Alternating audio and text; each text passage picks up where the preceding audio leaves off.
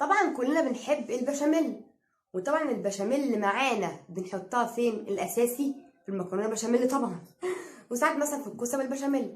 بس كده كان في يعني حاجات بنعاني منها، وبالذات انا برضو وممكن ناس كتير زيي. البشاميل ساعات بنخاف ما ينجحش معانا. عايزه اقول لكم بس اعتراف، انا فعلا كان كاني وانا بعمل البشاميل اكنها عمليه جراحيه. افضل بقى متوتره، الدقيق ممكن يكلكع، ممكن ما يستويش، ممكن مش عارفه يتحرق مني. بجد كنت بتوتر لحد فعلا لما توصلت للطريقه دي. فيها كمان ميزه حلوه، الطريقه دي ما فيهاش دهون كتير، وعلى البارد. يعني بدل ما تحطي 4 معالق زيوت وعلى زبده على 5 على 6، لا خالص. هي معلقه سمنه واحده او زبده هتتحط بالكتير. يعني بصي هتحافظي على كوليسترولك وهتحافظي على تخنك، يعني هو ده يعني هيخلينا نحافظ. المهم يعني، وعايزه اقول لكم كمان اعتراف، انا كنت لما نزلت الطريقه دي كنت اول مره فعلا اعملها. قلت لو طلعت حلوه هنزلها، لو طلعت وحشه مش هنزلها. عايزه اقول لكم الطريقه دي مع اي حد هتنجح معاه لانها سهله جدا. هي هتبقى على البارد. تعالوا بقى على طول من غير لك كتير، تعالوا نشوف الطريقه، استنوني. كوكينا أكلتك علينا. يلا كده بقى على طول نبتدي ونشوف عملنا البشاميل على البارد السريع الحلو الطعم ده ازاي. بس قبل ما نبدأ في الطريقة كالعادة، يلا نصلي على النبي عليه أفضل الصلاة والسلام.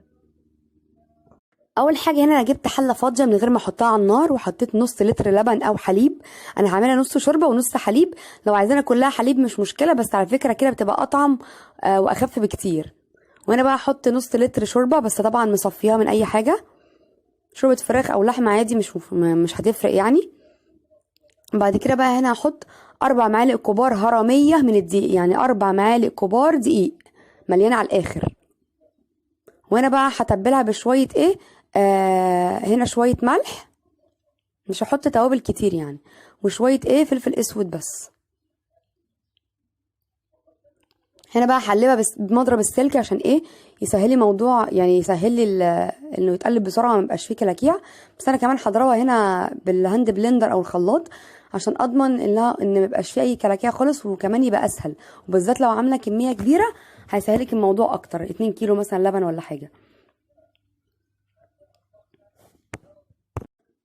هنا بقى رفعتها على النار، واول ما ابتدت تسخن على نار وسط كده وقلبتها. طبعا ما سبتش ايدي، حطيت هنا مرقه فراخ او مكعب مرق، ممكن ما تحطهاش. وهنا بقى الماده الدهنيه الوحيده اللي هي معلقه كبيره زبده او سمنه او زيت، اي حاجه. دي الماده الوحيده الدهنيه اللي احنا هنحطها.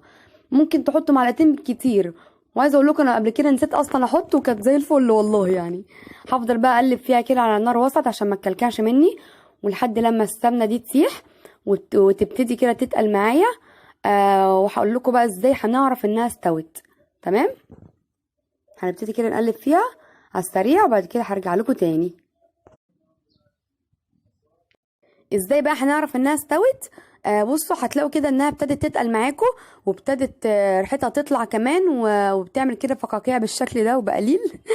هنسيبها بقى نص دقيقه بالظبط على نار متوسطه، وبعد كده هنطفي عليها عشان برضو ايه ما تنشفش مننا. ولو مثلا لا قدر الله لقيتوها خفيفه منكم شويه، هاتوا شويه دقيق في شويه ميه من الحنفيه عادي وقلبوها كويس، وحطوها عليها وسيبوها تغلي شويه. وانتوا طبعا ايه ايديكم ما تتسابش خالص منها خالص، تفضلوا تقليب مستمر. عايزه اقول لكم طعمها زي البشاميل العادي خالص، بس هي الفرق ما فيهاش دهون كتير واسهل بكتير، وهتنجح معاكم ان شاء الله من اول مره.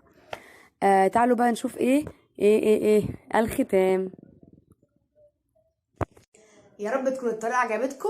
عايزه اقول لكم ممكن تكون في ناس كتير عارفاها على فكره، بس انا ما كنتش من ضمن الناس اللي عارفاها اصلا. بس فرحت جدا جدا وقلت بقى ده انا ههيص في البشاميل، لانها ما شاء الله بصوا نجحت من اول مره ما شاء الله يعني.